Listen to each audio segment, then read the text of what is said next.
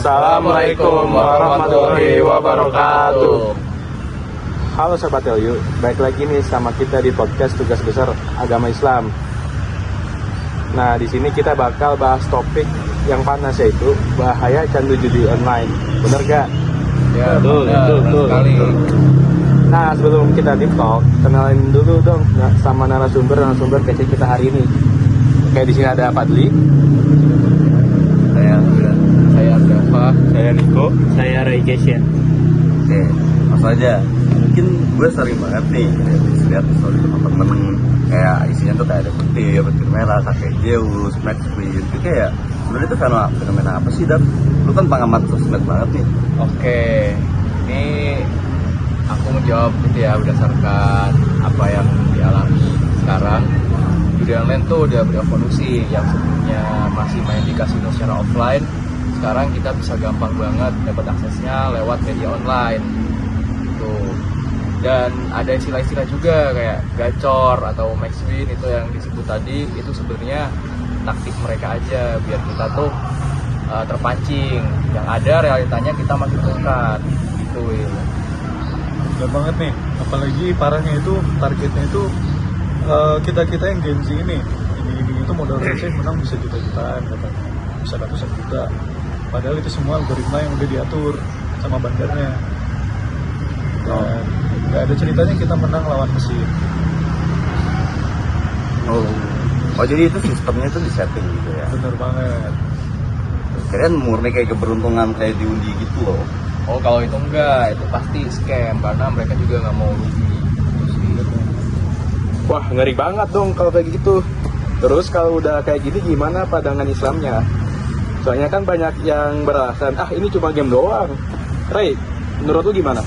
Nah, kalau dalam pandangan Islam itu Islam itu mengatur dengan tegas banget soal ini. Jadi atau dalam bahasa Arabnya maisir itu hukumnya haram mutlak. Yang dimana Allah berfirman pada surat Al-Maidah ayat 90. Ya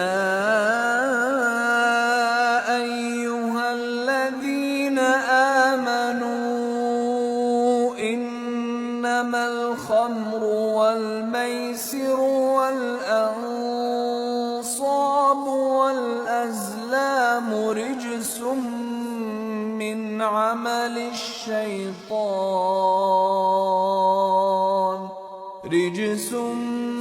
min amali syaitani fajtanibuhu la'allakum tuflihun.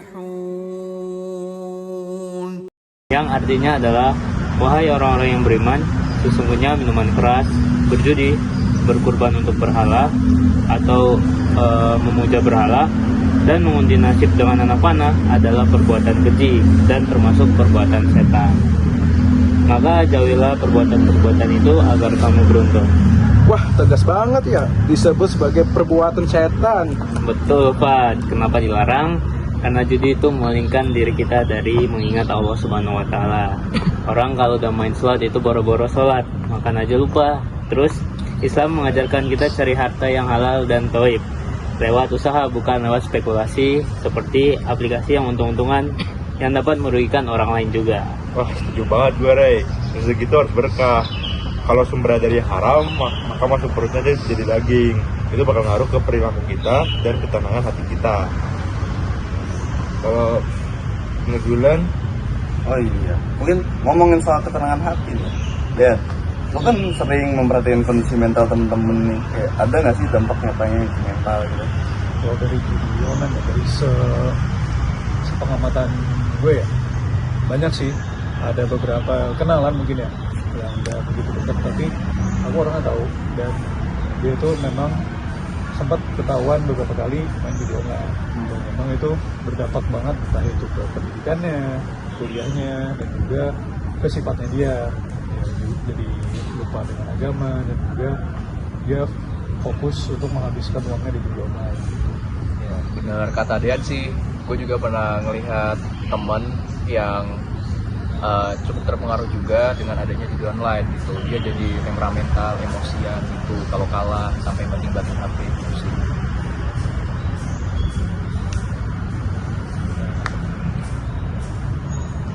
Gimana tanggapannya dia?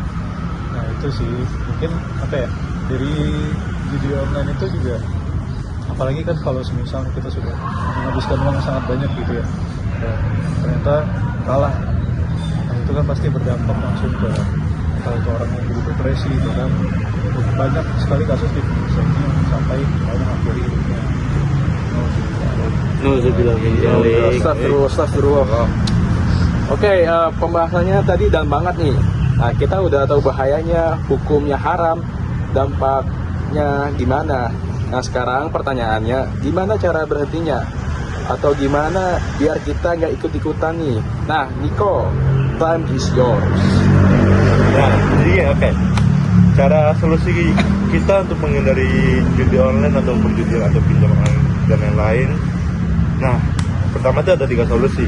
Yang pertama itu cut off aksesnya, yang dimana kita harus hapus aplikasinya, blokir situsnya, unfollow akun-akun yang promosi, dan jangan kasih celah sedikit pun.